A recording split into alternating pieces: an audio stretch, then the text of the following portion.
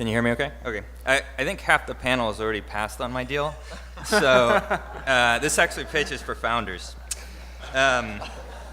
Founders.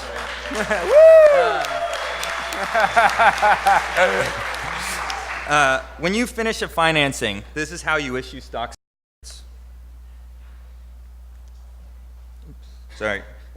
This is how much it costs for your paralegal to print, ship, and store them. Sorry. There we go. Let me show you another way.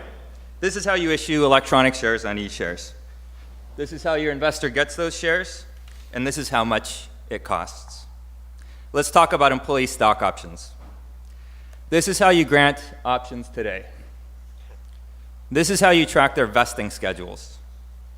And this is how much you pay your attorney to build a spreadsheet to track those schedules. This is how you issue share options on eShares.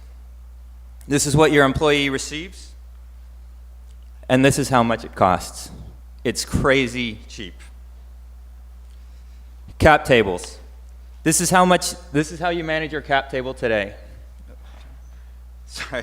This is the team of attorneys that manage your cap table, and this is how much each of those attorneys cost. If you issue electronic shares and options on eShares, you get the cap table automatically. By definition, if electronic shares are approved and accepted, they're a new line item in the cap table. No more emailing spreadsheets back and forth. We report the cap table real time, and it's always correct. Want to sell the company? We tell you how much each person gets paid because we know the liquidation preference. Cap table is coming for Christmas. And if you think $20 per grant was cheap, we're going to blow your mind when we announce cap table pricing. Let's keep going. This is how your employees are going to manage their options, are going to exercise their options with a click of a button. We're the transfer agent, and we execute the transaction for you. Do you want to allow your current investors to buy that employee's shares? Easy. We create controlled liquidity only when you allow it. Need an 83B? We take care of that. Waterfall analysis? Done. Want to sell the company? Letter of transmittal is taken care of for you. 409A, it's automated. All this is made possible by converting ownership to electronic shares. Founders, the world will be a better place when you start managing your companies electronically instead of on paper and spreadsheets. Come join us at eShares. Woo! All right. We'll start down there, Charles. We'll just go run down this way.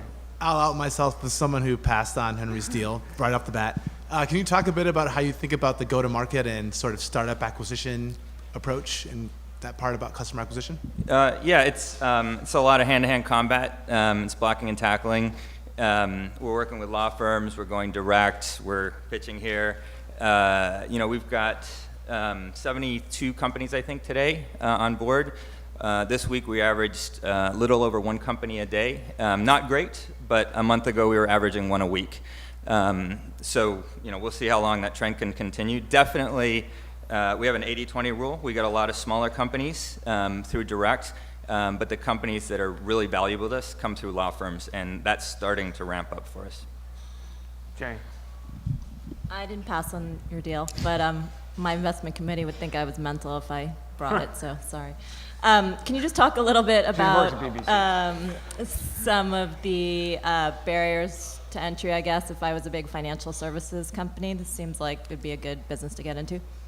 I guess the barrier to entry is really just status quo. Either the world will decide to stop doing paper and all of that, or they won't. And our job is to convince the world to do that. Got it. Rob? Yeah, so I wasn't one of the people.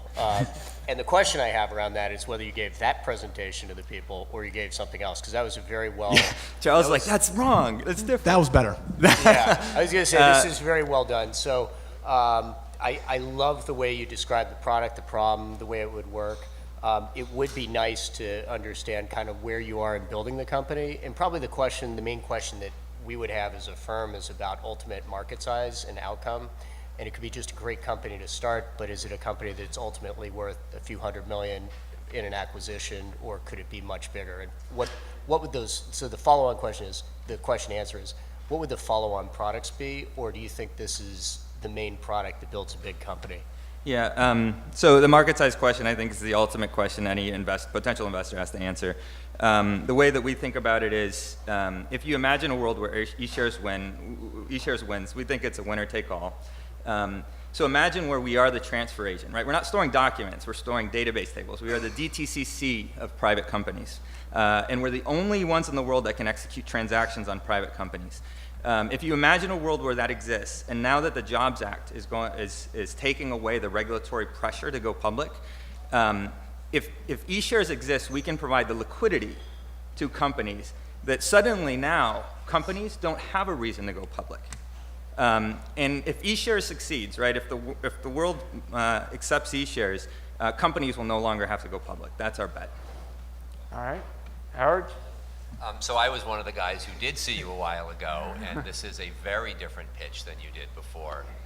Woo! I would say, you know, if you had the 6-minute version with a little bit more go-to-market, market sizing, and all that stuff, you know, I'll just reiterate what Rob said about, you know, how big can it be. This looks to me like one of those companies where many investors will be very interested, and the question is around how big can it be. And if it's only a few $100 million company, they say, good for you, you'll do great, but it's not for me, but maybe you can talk bigger about that. Jed? Yeah. We saw you also, and I just want to give you credit for continuing to come up with new products and new things that you can do once you get in there. And you know, I think if you can move at lightning speed over the next couple of years and just get tons and tons of companies to sign up for this, you may have, you know, built just a great thing here. The fear is during that time of the next couple of years that other companies decide to just offer this as another product. And maybe it's the banks, the investment banks, maybe it's, you know, others. It's anything you can tell me that would give us more confidence in the speed that you can move in the next couple of years is helpful. All I can say is I agree. We think it's a race to monopoly. We closed the $1.8 million last month, and the mandate from the investors was run as fast as you can. Nice. All right, run as fast as you can and get to wine. So,